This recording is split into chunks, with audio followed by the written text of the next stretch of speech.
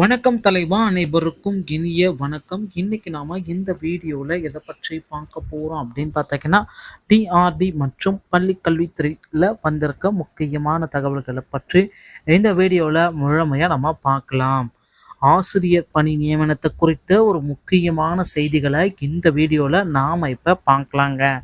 என்ன சார் செய்தி? பள்ளி கல்வித்துறையில ஒரு முக்கியமான செய்தி. அந்த ஒரு முக்கியமான செய்தி என்னதான் நடந்திருக்கு? இதை பற்றி தான் இந்த வீடியோல நாம இப்ப பார்க்குறோம். ஸோ பள்ளி கல்வித்துறையில டெட் ஆசிரியர்களுடைய நியமனம் ஃபைனலான கேசஸ் எல்லாமே வந்தாச்சுங்க. ஸோ இந்த ஃபைனல் கேசஸில் நமக்கு என்ன குறிப்பிட்டு சொல்கிறாங்க? டெட் ஆசிரியர்களுடைய நியமனம், டெட் பேப்பர் 1 பேப்பர் 2 இந்த மாதிரி இரண்டு பேப்பர்லையுமே கேசஸ் எல்லாமே போட ஆரம்பிச்சிட்டாங்க. பேப்பர் 2ல் வந்து பார்த்தீங்கன்னா ஆல்ரெடி 400 பேருக்கு பணி நியமனம் வழங்கலாம் அப்படின்ற ஒரு உறுதியான அறிவிப்பை பள்ளி கல்வித்துறை விரைவில் வெளியிட போகிறாங்க. இதற்குண்டான இந்த ஜட்ஜ்மெண்ட்டுக்கு உண்டான கேசஸ் வந்து பார்த்தீங்கன்னா வரும் ஜனவரி 4ஆம் தேதி ஒத்திவைக்கப்பட்டிருக்குங்க.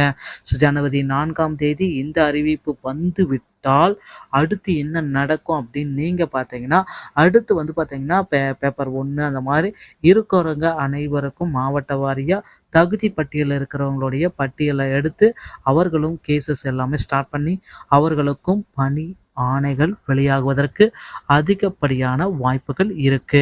ஸோ டெட் பேப்பர் 1 மற்றும் பேப்பர் 2 இந்த மாதிரியில் யாருக்கு எல்லாத்துக்குமே இந்த ஆண்டு அதிக அளவில் பணி நியமனத்திற்குண்டான வாய்ப்புகள் இருக்கு அப்படின்னு பார்த்தீங்கன்னா, 2013 பேட்சிலிருந்து இந்த டைம் வரைக்கும் டிஆர்பியில் ரொம்ப ரொம்ப இக்கட்டான சுச்சுவேஷனுங்க. அப்படி ஒரு இக்கட்டான சுச்சுவேஷனுக்கு தள்ளப்பட்டிருக்கு. ஸோ அந்த மாதிரி ஒரு இக்கட்டான சுச்சுவேஷனில் டிஆர்பி இருப்பதனால அந்த யூஜி டிஆர்பி மற்றும் நியமன தேர்வு இந்த மாதிரி அடுத்தடுத்த அறிவிப்புகள் எல்லாமே சிறிது காலம் பள்ளி கல்வித்துறையில் தள்ளப்பட்டுதாங்க இருக்குது. ஸோ இதனால் என்ன தான் நடந்தது? இதனால் என்ன பயன்கள்? இப்படியெல்லாம் இருக்கிறதுனால ஆசிரியர்கள் தினசரி மன உளைச்சலில் இருக்காங்க. ஸோ இன்றைய வழக்கு நிலவரம் அப்படின்றது தினசரி நீங்கள் கேட்டிருக்கீங்க. ஸோ நியமன தேர்வை எதிர்த்து தடை ஆணை வழக்கு. ஸோ யூஜிடிஆர்பி தேர்வுகள் இதனால் தள்ளி வைப்பதற்கு அதிக அளவில் வாய்ப்புகள் இருக்குது அப்படின்றத நமக்கு குறிப்பிட்டே சொல்லிட்டாங்க.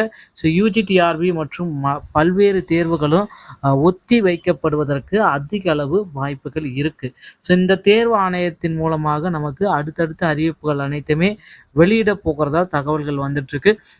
பிஜிடிஆர்பியோடைய தேர்வு தேதிகளும் விரைவில் வெளியிட போகிறாங்க. அது மட்டுமே கிடையாது, பிஜிடிஆர்பியோடைய வேகன்சிஸ் இந்த ஆண்டு அதிகமாக காணப்படுங்க. டிஆர்பி மற்றும் பள்ளி கல்வித்துறை சொந்தமான செய்திகள் அனைத்தையும் நீங்கள் உடனுக்குடன் பெற நம்ம சேனலோடு இணைந்திருங்கள். நன்றி, வணக்கம், தேங்க்யூ.